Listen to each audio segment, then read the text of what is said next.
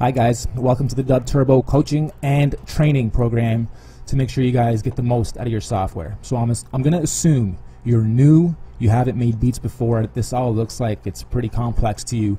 We're going to break it down for you in a bunch of smaller videos. You more intermediate and advanced guys, just try to scoop along and follow what you need to pick up so you understand where the basics are. It works like most other DAWs, but for those that haven't used one before, I'd like to just go over this quickly in this first video to show you the most important aspects of this. Up here is pretty self-explanatory. It's your BPM. Right now it's at 120, and if you turn our metronome on, which is right here, you'll get a tick. If I press play right now, you'll hear a tick at 120 BPM.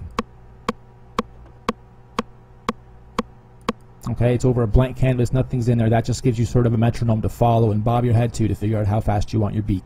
Right here are your most important tools: your arrow, your pencil, your eraser. These other buttons don't worry about for now, and these are also self-explanatory. We'll go into them in a moment. However, for now I'm going to make sure you understand that this pencil is really important, and then over here on the right side of the buttons, these are your bars. Might be hard to see, but right now it's at a bar count of 2, and that's what we'll work with to start so you understand how to work all this. First thing I want you to do, click on your pencil tool, and on a drum track, which is numbers 1 through 4, which are changeable, but don't change them. Don't change nothing here yet. Just simply drag or grab your pencil tool and drag 2 bars by clicking, holding, and dragging your left mouse button. Just click, hold, and drag all the way through. You now have 2 bars to play with on a drum track.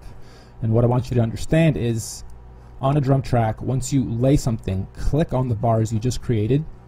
If you click edit, you will get our drum editor or our sampling sequencer or our little MPC lookalike, whatever you want to call it. It's very intuitive, but I want you to understand that it's pretty simple. From here to here is 10 layers of sounds. Those sounds are right here.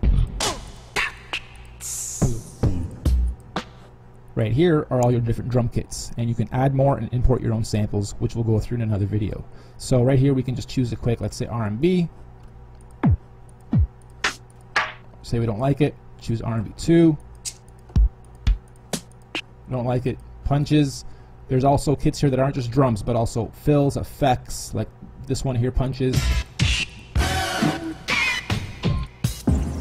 Okay, so a bunch of wicked samples that have all been customized just for Dub Turbo. Nothing here has been scooped or taken from Google or anything. We made all these in-house, altered them, affected them, stereo imaged them, so all the drums are wicked. It'll be easy for you guys to build the beats and make them sound really professional right from the start because you're working with wicked samples. So here, what we'll do is same thing.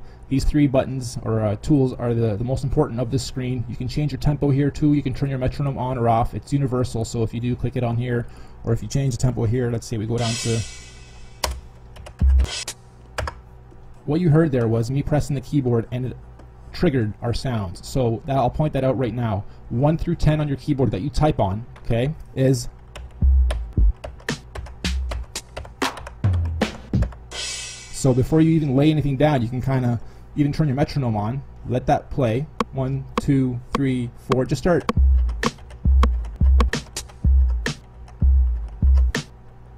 Once you figure out what you kind of want your beat to sound like, you can draw them in, or you can press record, play, and then record them with the keys on your keyboard. Just loop it once, let it go through once. 1, 2, 3, 4, 1, 2, 3, and here we go.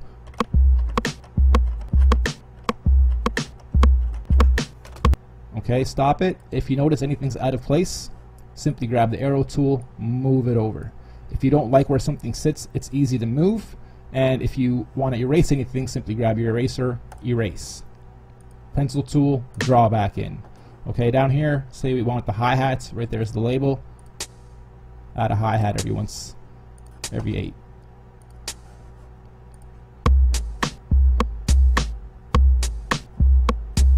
Very simple. Turn the metronome back off and... Okay, now what we'll do is change up this drum kit live. Say we want to see how this pattern sounds just with a different kit. Kind of sounds weird. Change that again. Sick. Nice and deep and dirty. Drum and bass. Okay, let's go back to Dirty South. This one sounded nice. We'll close this up. We'll do the same thing on layer 2. Okay, draw your pencil, draw in 2 bars by clicking, holding, and dragging. Let go. Click back on your arrow tool. Click on the bars. click edit. One thing I haven't shown you yet is this P. Before you even click edit, you can click P and it'll pull up this same kit source from here in a separate panel. So let's close that, and this is what you'll get. So you can draw in your bars, click on it, then click P, click whatever you want in advance, and you already have your kit here. You can also change kits here. Okay, let's try with this one. So again, we'll do this on the keyboard. 1, 2, 3, 4, 5, 6, 7, and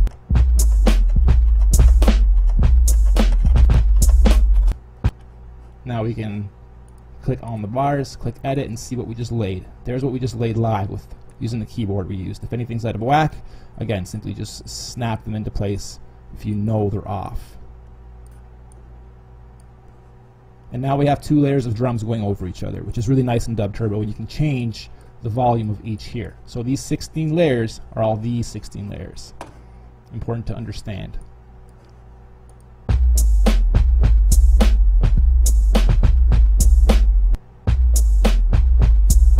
Okay, so there's a quick 2-bar count. Lastly, I'm just going to quickly show you this. Change here by holding, selecting.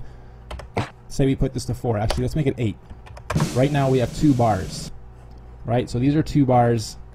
We can simply holding down the shift on your keyboard that you type on, hold down shift, click, hold, and drag, click, hold, and drag, click, hold, and drag. So if something isn't looping for you properly right off the hop on those first 2 bars or first 1 bar even, simply extend it. Other ways that you can get it to loop properly if there's a little bit of a gap is change just by 1 tempo piece, and that seems to sometimes make the loop snap into place properly. So here we have that same beat altered and duplicated 4 times, and we'll alter 1 next.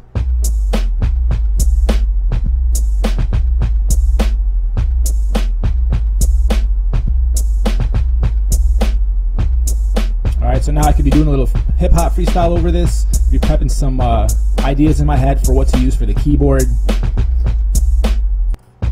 Okay, so now what we'll do is let's grab one of these guys on layer 1, click edit, and here we can now erase some of this stuff, and I'm only affecting the 2 bars I selected, not affecting everything. So here we can, on the last,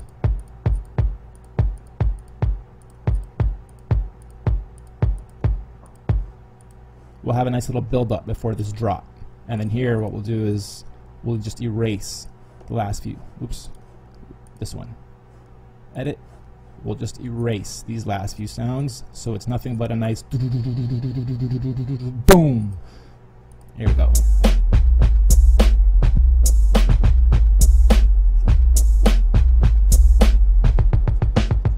Yeah, I've always been charismatic and tall, gated, dramatic and bald. Double this, manage them all, so I'll choose proof. Rather spit balls about how I'm gathering arsenal, and after your car explodes, I'll drive through on cruise.